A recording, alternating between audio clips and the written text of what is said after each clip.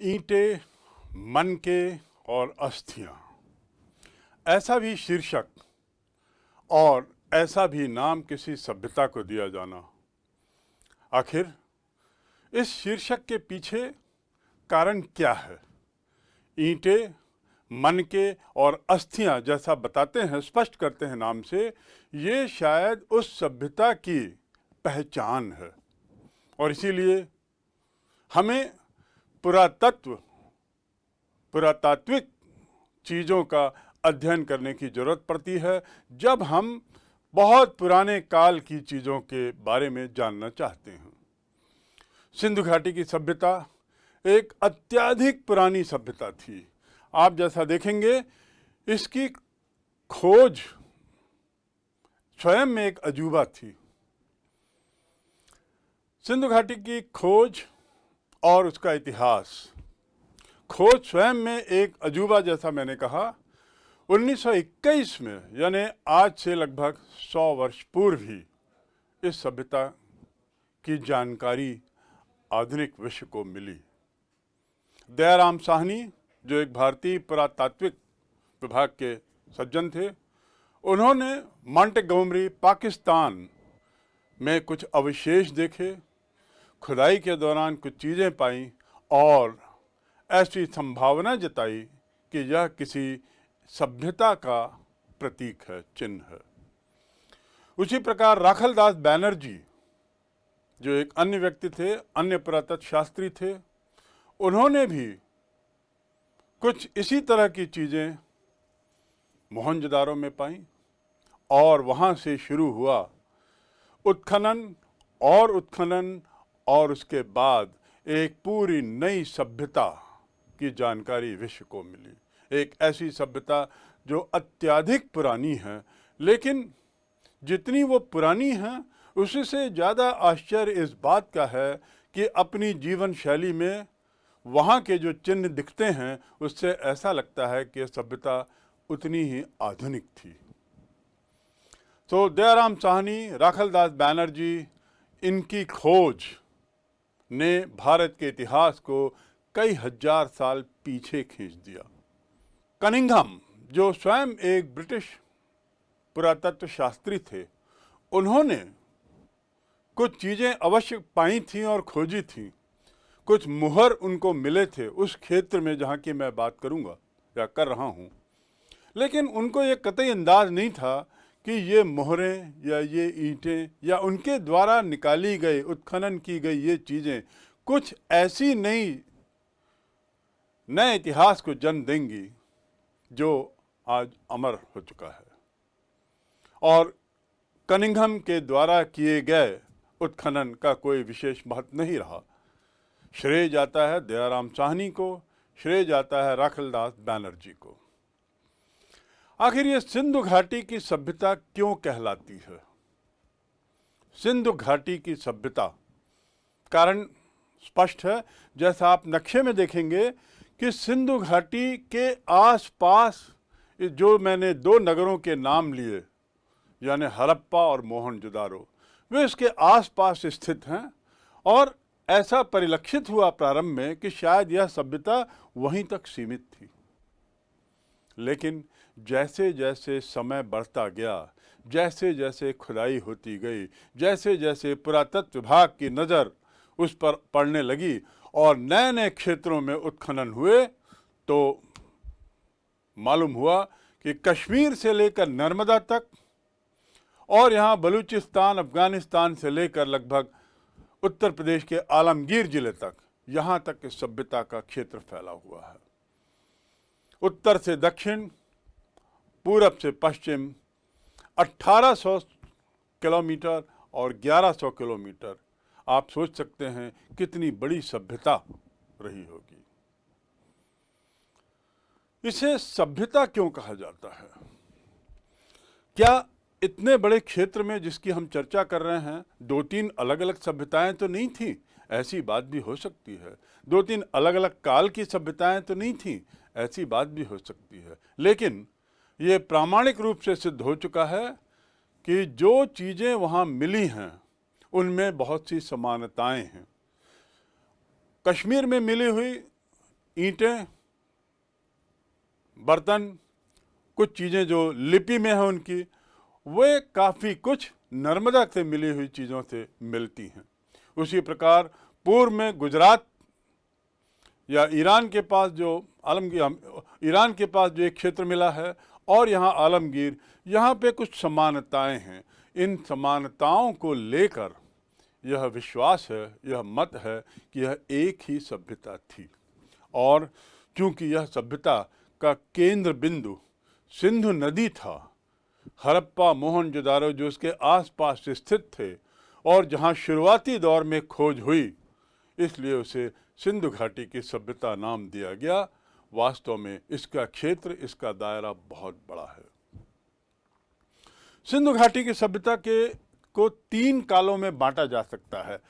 पहला 3500 से लेकर 1900, दूसरा 1900 से लेकर करीब 1600, और तीसरा उसके बाद आप आते हैं 1600 से 1100। ख्याल रखें, आपको यह जानना चाहिए कि मैं ईसवी पूर्व की बात कर रहा हूं। यानी ईसवी पूर्व का अर्थ क्या है, थोड़ा सा हमको समझने की कोशिश करें। वर्तमान में 2020 चल रहा है, यानी हम मान के चलते हैं कि आज से 2020 वर्ष पूर्व जीसस क्राइस्ट का, ईसा मसीह का जन्म हुआ था, ऐसा माना जाता है। तो जिस क्षण उनका जन्म हुआ, उस क्षण या उस वर्ष को हम 0 वर्ष मान लें, तो उनके वर्ष से आज तक कितना काल गुजर चुका है? 2020 वर्ष गुजर चुके। अब क्राइस्ट जब पैदा हुए, उसके पहले के काल को हम कैसे जानें, उसके समय को हम कैसे जानें? तो क्राइस्ट से 10 वर्ष पूर्व यदि कोई पैदा हुआ तो उसे लिखा जाएगा 10 ईस्वी पूर्व। यदि कुछ घटना क्राइस्ट के पैदा होने के 2000 वर्ष पूर्व हुई तो उसे लिखा जाएगा 2000 ईस्वी पूर्व। दूसरी बात, 2000 ईस्वी पूर्व की घटना आज से कितनी पुरानी मानी जाएगी? 2000 ईस्वी पूर्व की घटना आज से कितनी पुरानी मानी जाएगी? तो इसके लिए आपको इन दोनों संख्याओं को जोड़ देना होगा। ईस्वी पूर्व के 2000 वर्ष और ईस्वी के बाद के, ईसा मसीह के बाद के 2020 वर्ष, तो 4020 वर्ष हुए। यह जानने के बाद कि ईस्वी पूर्व का अर्थ क्या है, मैं पुनः दोहराऊं, 3500 से 1900 इसका सबसे पुराना काल माना जाता है हड़प्पा की सभ्यता का, सिंधु घाटी की सभ्यता का। 1900 से 1600 दूसरा काल माना जाता है और 1600 से 1100 तीसरा काल। प्रश्न ये उठता है, 3500 के पूर्व और 1100 के बाद, ईस्वी के बाद क्या था?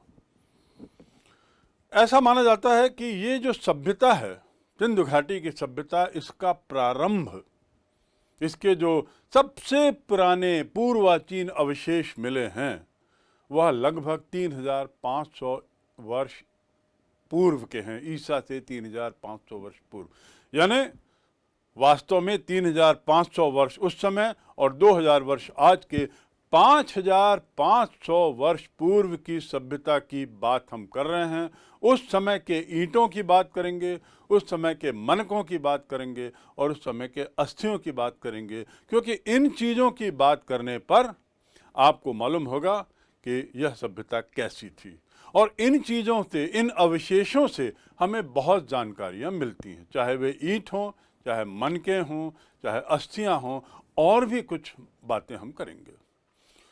3500 वर्ष पूर्व, 3500 ईस्वी पूर्व इसका प्रारंभिक काल माना जाता है और धीरे धीरे धीरे धीरे इसका विकास होते गया, जो 1900 तक पूरा विकसित होने के बाद 1900 ईस्वी पूर्व से लेकर 1600 ईस्वी पूर्व तक यह पूर्ण विकसित रूप में रहा।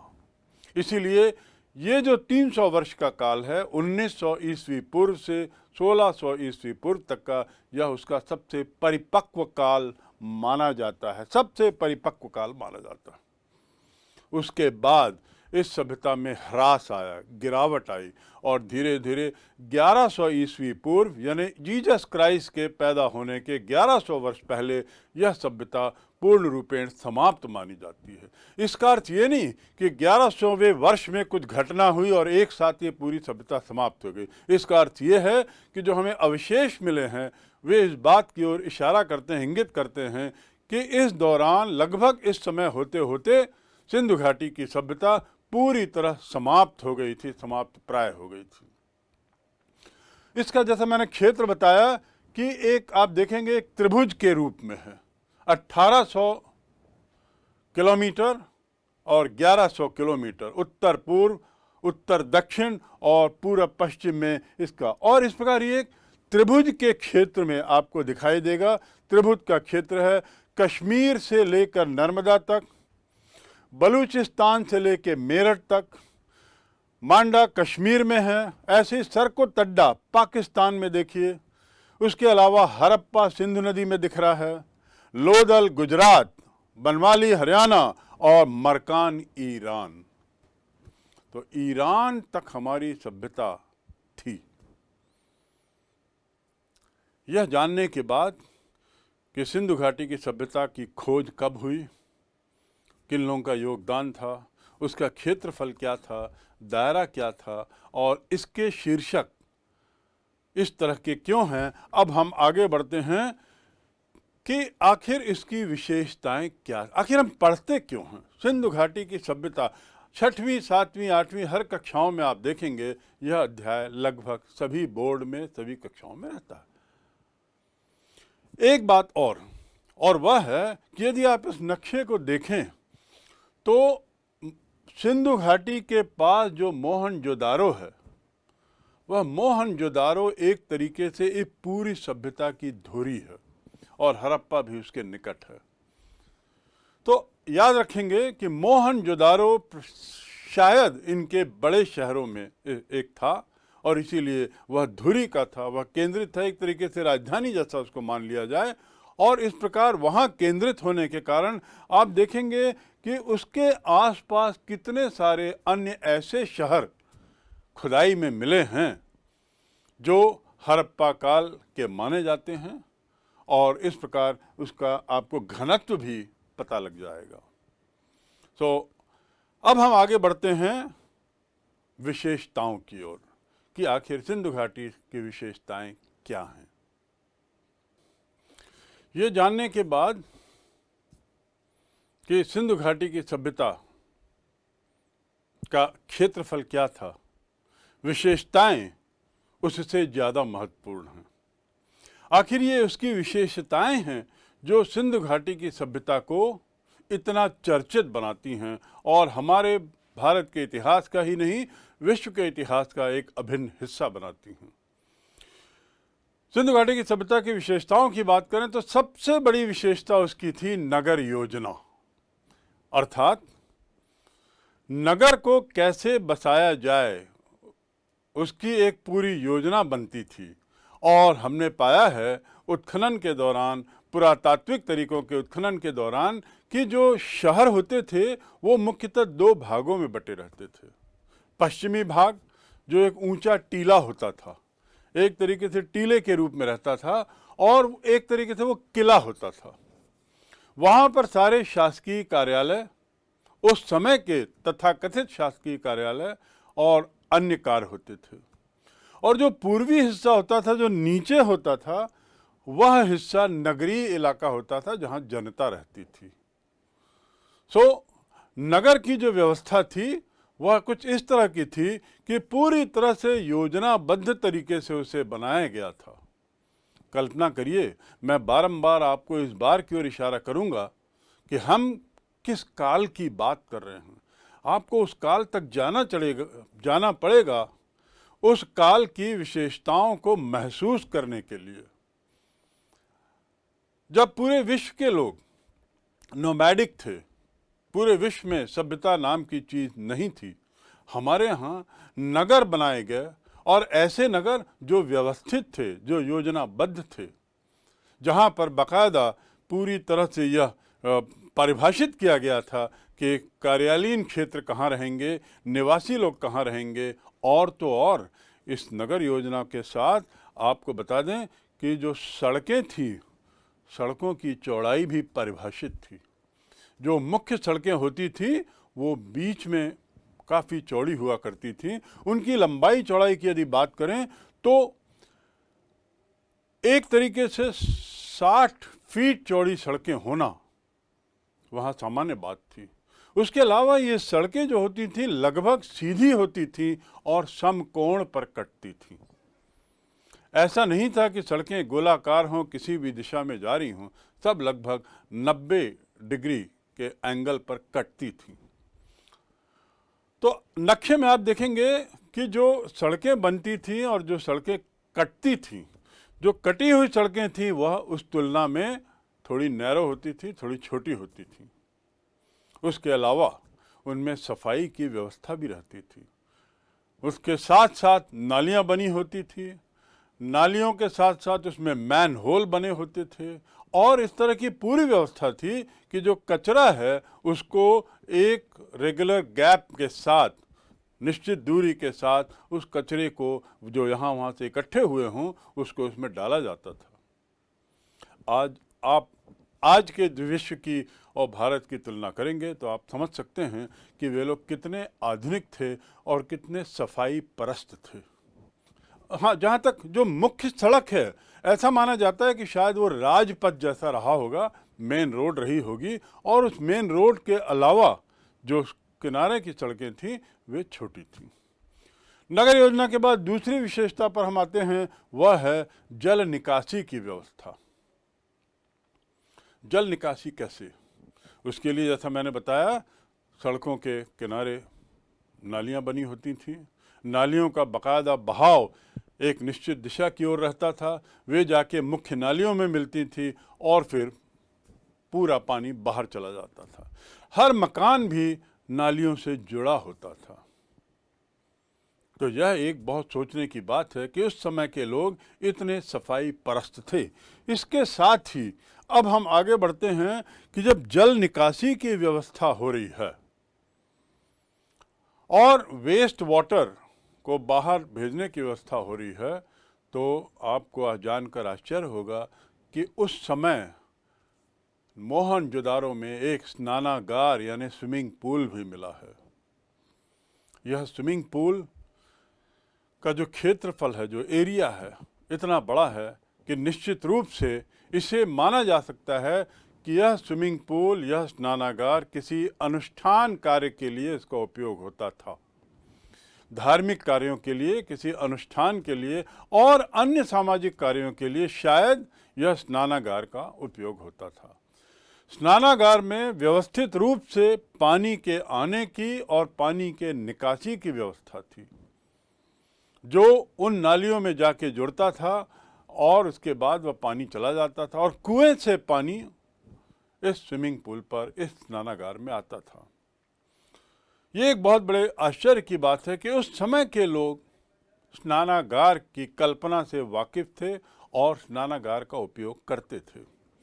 ये स्नानागार मोहनजोदारो में जो मिला है, ये 39 फीट और 7 मीटर, 39 फीट लंबा, करीब 22 फीट चौड़ा और उसके अलावा करीब 8 फीट गहरा।